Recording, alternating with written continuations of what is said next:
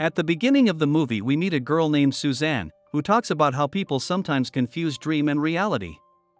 The action shifts back, where the heroine is resuscitated in the ER after a failed attempt to take her own life. After being discharged from the hospital, the doctor talks to Suzanne and informs her that her condition is extremely unstable.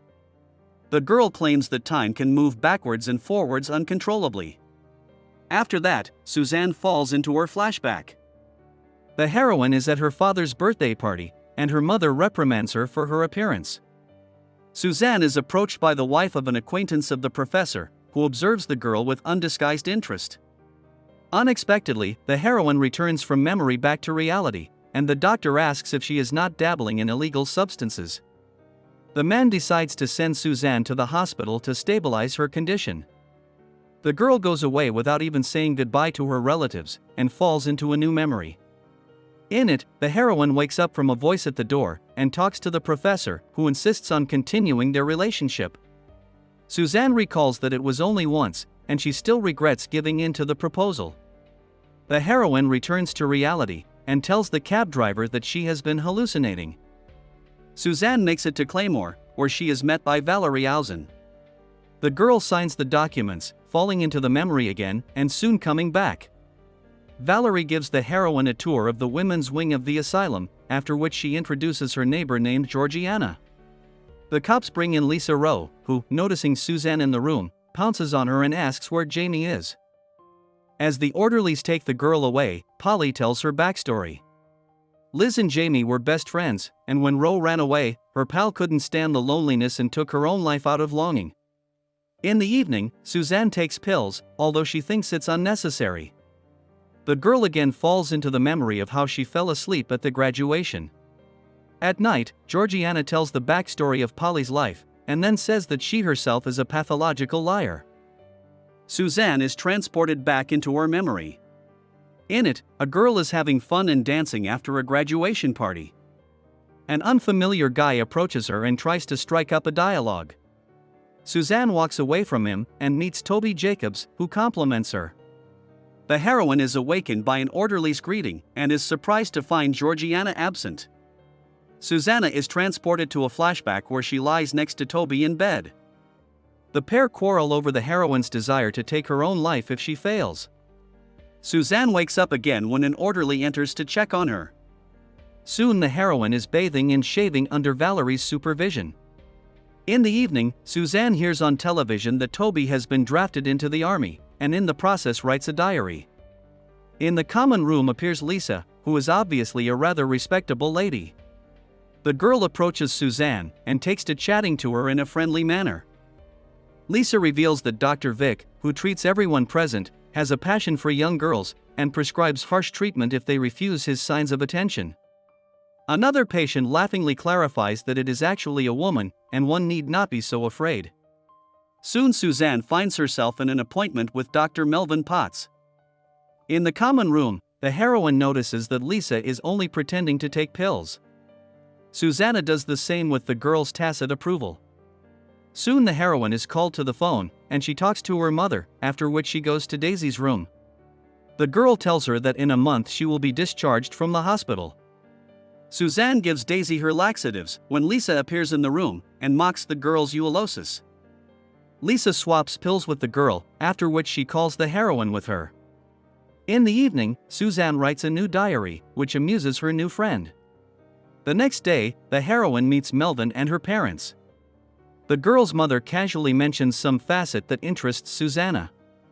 Melvin replies that he meant a mental disorder.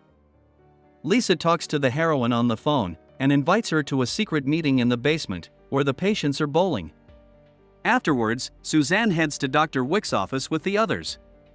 Liz hands the girls folders with information about themselves and reads that she has been diagnosed with sociopathy. On the day of Daisy's discharge, all the girls head to the cafe under the care of the orderlies. There Suzanne is attacked by the professor's wife, who has found out about everything. Liz stands up for her friend along with the other girls. The days at the asylum go on and on. Soon Toby comes to visit Suzanne, as he is leaving for the army in a week. The couple decides to seclude themselves in one of the rooms to enjoy each other. Liz decides to help them by distracting a nurse who is doing a checkup. The ruse doesn't work, but Valerie allows the couple to take a walk outside the ward. Unexpectedly, Toby suggests that the girl run away to Canada, since she's fine, after all. However, Suzanne does not think so, and wants to stay with her friends in the treatment center. In addition, the heroine admits that she wants to leave, but not with him. This dialogue is watched from the window by Lisa and Polly. At night, Susanna communicates with an orderly named John, who admits that after her recovery would be happy to talk and go to the movies with her. However, their conversation is interrupted by Polly's hysterics. Wanting to help her, Susanna sneaks into the music room and calms the girl along with Lisa. The impromptu performance helps Polly and she feels better. John tries to stop the girls, but Susanna kisses him. The couple falls asleep outside Polly's room, and in the morning Valerie discovers it. On the same day, Susanna gets to an appointment with Dr. Vic. The heroine is visibly nervous and angry, but the woman manages to establish contact with her. Dr. Vic believes that negative emotions and feelings suppress positive ones, and as long as this continues, discharge from the hospital is out of the question. John is transferred to the men's ward, and the heroine waits for Lisa to return from the doctor's office. However, she soon learns that the girl has also been transferred to another section. Susanna does not want to get up, but Valerie takes her to the bathroom and informs her that she is not crazy, but only a lazy narcissistic girl who drives herself crazy. During the night, Suzanne is suddenly awakened by Lisa standing over her, suggesting that she run away from here. She names the heroine Jamie, and informs her that she has been treated with shock therapy again. Despite this, Suzanne agrees to escape. Lisa offers to stay at Daisy's house and then buy plane tickets and move to Florida. At first, the friends get into someone's party, but soon leave. Daisy agrees to let the girls in for small gifts. She even lends the fugitives money to start a new life in Florida. Liz notices the wounds on Daisy's arm, and assumes that the girl is not cured of her illness, but that her father is just using her to satisfy his male needs, which is why he took her out of the clinic. Suzanne asks her friend to shut up, but Liz does not calm down, believing that it even likes their old acquaintance. Daisy tries to recover from this conversation, and says she's going to bed. In the morning, Suzanne leaves without waking anyone and wanders the streets, reflecting on her life. When she returns, she wants to check on Daisy, but Liz informs her that her friend hasn't come downstairs yet, only turned up the music loudly. Suzanne goes upstairs and finds the girl who took her own life. The heroine cries, but Lisa is not at all touched by this picture, so she takes all the money from Daisy, and is just going to leave. Suzanne is outraged by such inhumanity, so she quarrels with her friend, and is going to stay in the house, waiting for the ambulance. Daisy's father takes the weeping heroine to an institution. Suzanne feels guilty at seeing his suffering and strokes her friend's cat. Patients flood the heroine's room, but they are only interested in her pet. At night, Valerie comes to Suzanne, and the girl tells her that she cannot affect Lisa in any way and help her. The woman advises Suzanne to start keeping a diary of her experiences and read it to the doctor. The weeping heroine embraces Valerie and asks her to forgive her for her antics. Suzanne follows her advice, and feels as if she is reviving day by day, reviving her lost emotions, aspirations, and will to live. The heroine began to trust Dr. Wick and tell her about all her thoughts. During the next meeting, Suzanne insists that a few weeks of progress give her the opportunity to believe in a speedy recovery, but the doctor asks not to hurry with this. A few months later, the heroine sees Lisa being taken back to the hospital. However, this time she looks lost and lifeless, looking doomed at her former friend. Suzanne feels pity, and therefore decides to talk to Lisa, even while the girl is in solitary confinement. The heroine admits that she will soon be discharged, and the friend seems to be happy about it. In reality, however, Lisa is actually watching Suzanne leave with hatred, as if she believes that she is the source of all her troubles and the main traitor, just like Daisy. After all, if she could not get better for 8 years, why others can return to a free life and change? Suzanne gets to the commission with doctors, and tells them about her positive changes. During the night, the heroine wakes up and does not find Ruby next to her. Suzanne realizes that all the patients have disappeared from their beds and hears noises from their secret room.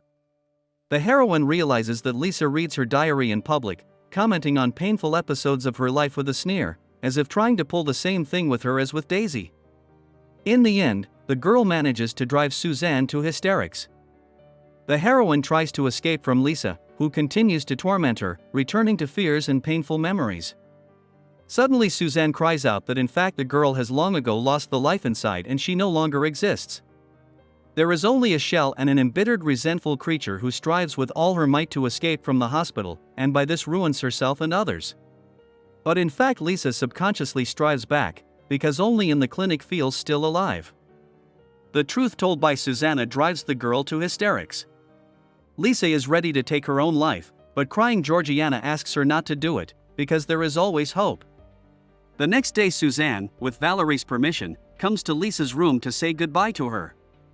The heroine is painting her nails when the girl suddenly utters that some part of her is still alive. Susanna takes Lisa's promise that she will heal and they will definitely meet. The heroine says goodbye to Valerie and leaves her cat Polly behind. This is the end of the movie. Thank you all for watching this video to the end. Give this video a like. Write in the comments what you think about this movie, and see you in new videos.